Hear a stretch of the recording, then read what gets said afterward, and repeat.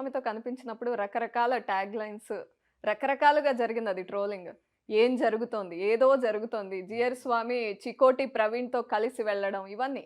అయితే తప్పేముంది? ఇదంతా చికోటి ప్రవీణ్ ఏమన్నా ఇల్లీగల్ ఏమన్నా వెపన్స్ ట్రేడింగ్ చేస్తుండా? డ్రగ్స్ చేస్తుండా? రైట్. ఆ టైంలో జిఆర్ స్వామి ఏమన్నా మాట్లాడారా మీతో? అంటే క్యాజువల్‌గా ఆ విషయం ఇవన్నీ గురించి పర్టిక్యులర్‌గా ఆ విషయం గురించి. ఆయన మై ఫుట్ అంటాడు. హ్మ్. పట్టించుకోరు. హ్మ్. ఎందుకంటే ఏడ పచ్చగుందో ఆడనే రాళ్ళు కొడతారు. హ్మ్. కాశీ చెట్టుకే రాళ్ళు కొడతారు. అట్లా విమర్శించేటోడు విమర్శిస్తాడు. అలా విమర్శించేటోడు పొలిటికల్‌గా ఉంటారు. ఇప్పుడు ఆయన కేసీఆర్ దగ్గర ఉంటే కాంగ్రెస్ వాళ్ళు విమర్శించొచ్చు. ఆయన బీజేపీ మోదీ గారి దగ్గర అయిన రోజు బీఆర్ఎస్ వాళ్ళు విమర్శించొచ్చు. అట్లా దాన్ని పెద్ద పట్టించుకోవాల్సిన అవసరం లేదు. ఎవరైనా విమర్శిస్తారు మేడం. ఇయాల వాడు మంచిగా కనబడుతుంది చాలు. వాని సంబంధమే లేదు. మీకు తెలుసు కదా ఆ గాడిద స్టోరీ తెలుసా? మీకు ఒకటి స్టోరీ ఉంటుంది. షార్ట్ కట్‌లో చెప్తా. ఓ మొగుడు పిల్లలు గాడిద మీరు తెలుసా? చెప్తే బావుంటుంది. నాకు తెలుసు బట్ మీరు చెప్పండి. మొగుడు పిల్లలు గాడిద కొనుక్కొని సంతలో నడుచుకుంటూ పోతారు. గాడిద మామూలుగా నడుచుకుంటారు. అది ఎందుకు హింస చేయాలని ఒక ఊర్లో పోగానే ఒకడు అడుగుతాడనమాట. తెలివున్నదిరా గాడిద కొనుక్కున్నారు పైసలు. మీదెక్కి మంచిగా పోవచ్చు కదా ఎందుకు నడిచి కాళ్ళు నొప్పి అంటే అవు కరెక్టే కదా అనుకుంటాడు. ఇద్దరు కలిసి గాడిద మీద ఎక్కి పోతుంటారు. ఇంకో ఊరు పోగానే వీళ్ళు గాడిదలు ఎక్కుర్రు గాడిద మీద ఎక్కిరా అని వీళ్ళని తిట్టిర్రు. అరే అవు కరెక్టే అని ఒకరు దిగుతారు. మొగుడు దిగుతాడు పెళ్ళాం ఉంటుంది.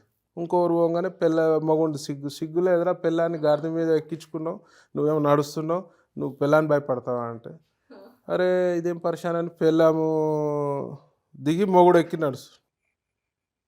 నడుస్తుంటే సిగ్గు లేదురా ఆడపిల్లని నడిపిస్తున్నావు నువ్వేమో గాడిద మీద ఉన్నావు అని చెప్పి అంటే ఏదన్నా ఏం చేసినా ఈ సమాజంలో ఏదో ఒకటి అనాలి. ఫస్ట్ అనేటోడే పెద్ద గాడిద.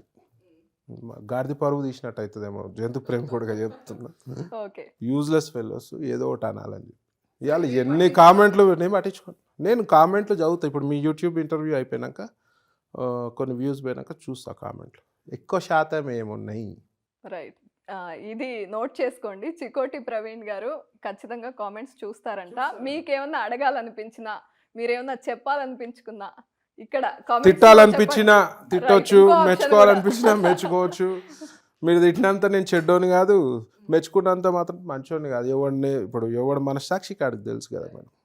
సో నేను చదువుతా అందులో మేజర్ శాతం ఏముందో చూస్తా అందులో. నాకైతే ఎప్పుడు 90-95 మార్క్స్ పడుతుంది. ఓహ్! మీరు కూడా చూడొచ్చు నా పాత ఇంటర్వ్యూస్ చూడొచ్చు అవన్నీ చూడొచ్చు. అయితే తీన్మార్ మల్లన్న గారు కొంత మీరు తెలియక ముందు జిఆర్ స్వామి విషయంలో మంచి సోపతే దొరికింది అని ఒక వీడియోలో ఆయన మాట్లాడారు. తర్వాత మీరు మాట్లాడడం జరిగింది. కానీ మళ్ళీ మీరు క్యూ న్యూస్‌కెళ్ళి మళ్ళీ చక్కగా అక్కడ కనిపించారు. సో ఆయన్ని కలిసినప్పుడు ఏమనిపించింది మీకు? అక్కడ కలిసి అక్కడ మాట్లాడుతున్నప్పుడు? తీన్మార్ మల్లన్న అనే వ్యక్తి ఒక ఇంటలెక్చువల్ నా ఉద్దేశంలో. ప్రజల పక్షాన పోరాడే మనిషి. నన్ను తిట్టకముందు ఆయనను బాగా ఇష్టపడుతుండే. తిట్టినాక ఒక రకమైన కోపం వచ్చింది. నాకంటే ఎందుకు కోపం వచ్చింది తీన్మార్ మల్లన్నకు కూడా చెప్పిన. నువ్వు తెలివిగల్లోని లెక్క నేను భావిస్తా. నువ్వు మ్యాటర్ తెలియకుండా నువ్వే బట మాట్లాడితే ఎట్లా?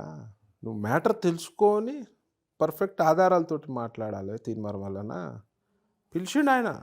ఆయన కూడా తిట్టినా నువ్వు పెద్ద బ్లాక్మెయిలర్ అది ఇది అని తిట్టినా.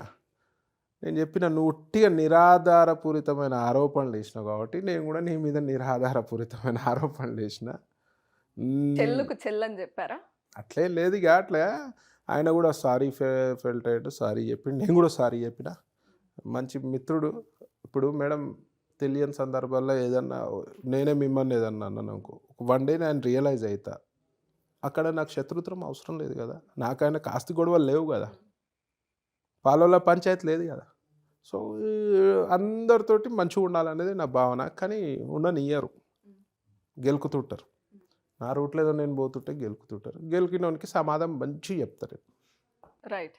అయితే ఇంత కొన్ని విషయాల్లో చాలా రూడ్‌గా నేనింతే నా స్టైల్ ఇంతే అని చెప్పే మీరు చాలా మంది విషయంలో అంటే ఎంట్రీ పాస్‌ల విషయంలో చాలా మందికి హెల్ప్ చేస్తారంట. వీవీఐపీ పాస్‌ల విషయంలో రూ. 6,000 ఉండే పాస్‌ని కూడా మీరు ఫ్రీగా ఇచ్చి 10,00,000 ఖర్చు పెడుతున్నారంట.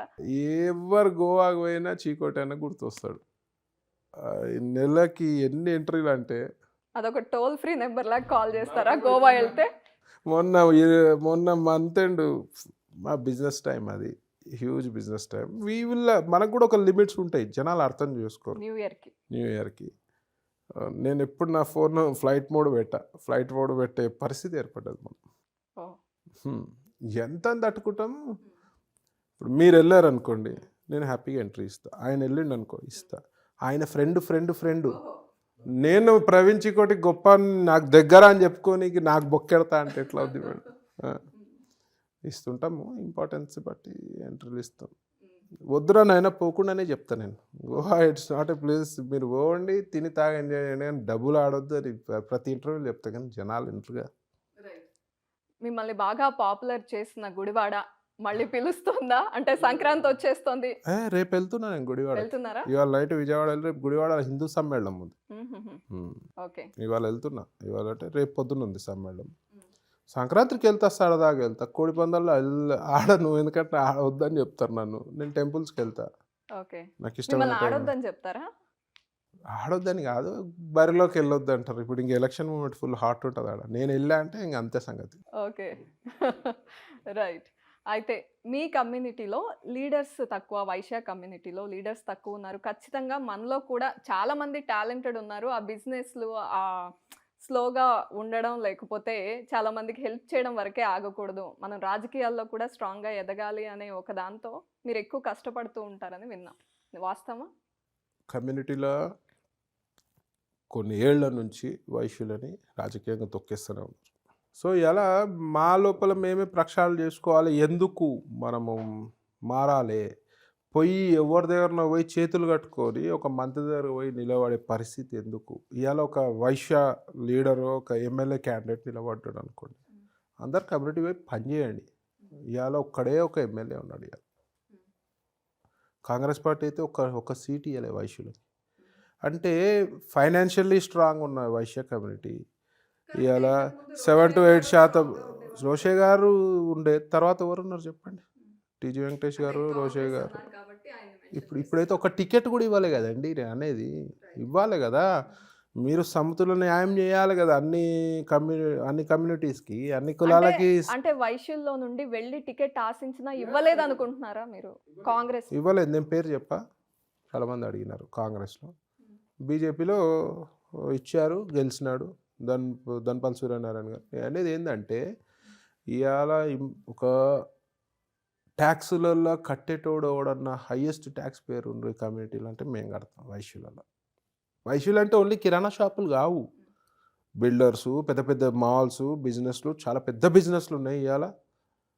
ఇవాళ అన్నీ కట్టినప్పుడు మాకు న్యాయం జరగట్లేదు. సరే, నేనైతే నా పర్టికులర్ వచ్చే వరకు నేను మతానికి ఫస్ట్ ప్రిఫరెన్స్, కులంకి సెకండ్ ప్రిఫరెన్స్. నాకు మతం ముఖ్యం, ఎందుకంటే మతం ప్రమాదంలో ఉంది. అండ్ దాని పరంగా నేను పుట్టిన వైశ్య కులం కాబట్టి దానికి గౌరవం ఇవ్వాలి, అందరూ దానికి సముచిత స్థానం కల్పించాలి. సో ఈడ లోపం మనదే ఉంది. నేను ఒకటే వైశ్య సోదరులందరికీ అందరం ఏకతాటిపై వద్దాం. పార్టీల్లో ఏదైనా పక్కకు పెట్టేసి ఏకతాటిపై వద్దాం. అందరం కలిసిమెలిసి పోరాటం చేస్తే ఇలా మనం మేజర్ సీట్స్, ఒకప్పుడు నాకు కరెక్ట్ లెక్కలు తెలివాయి, ఒకప్పుడు హయ్యెస్ట్ సీట్స్ వైశ్యాస్కోట.